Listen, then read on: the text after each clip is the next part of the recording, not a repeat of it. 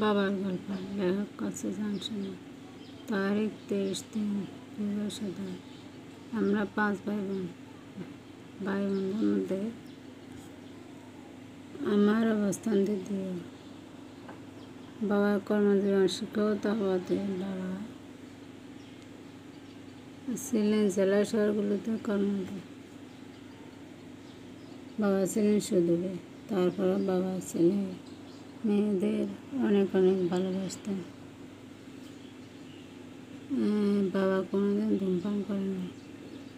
বাবা ছিলেন আমাদের ভাই বোনদের আদর্শ। বাবা সবাইকে ধূমপানে আসক্ত হতে নিষেধ করতেন। বাড়িতে সবসময় দেখতাম বাবার অনেক সাপ্তাহিক ছুটির দিনগুলোতে বাবার সঙ্গে দেখা করতে আসত। বাবার শিক্ষা সাহচর্য কথাবার্তা শুনে ওনার প্রিয় ছাত্ররা মুগ্ধতায় ভরে যেত। বাবা আমাদের ভাই বোনদের পড়াশোনায় মনোযোগী করার জন্য সদা সর্বদা তটস্থ থাকতেন। বাবা মনে করতেন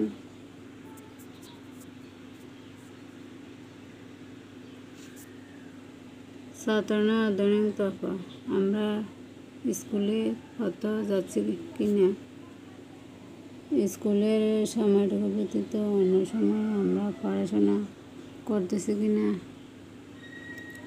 সকালে রাত্রে প্রতিটি পরীক্ষায় আমরা ভালো ফলাফল করতেছি কিনা, আমাদের প্রথম ভাই বোনদের সুবিধা অসুবিধা বিষয়ে বাবা সদা সর্বদা তটস্থ ছিলেন। আমাকে প্রতি সপ্তাহে ছুটির দিনগুলোতে ইংরেজি লেসনগুলো প্রস্তুত করতে হতো। বাবা পড়ার টেবিলে বসিয়ে সমস্ত ভুলগুলো সংশোধন করে দিবে। স্কুলের সাময়িক পরীক্ষা ব্যতীত বাবার সামনে বসে আমাদের অনেক পরীক্ষা দিতে হতো। সত্যি কথা বলতে কি, ছোটোবেলায় বাবাকে আমরা ভয় পেতাম।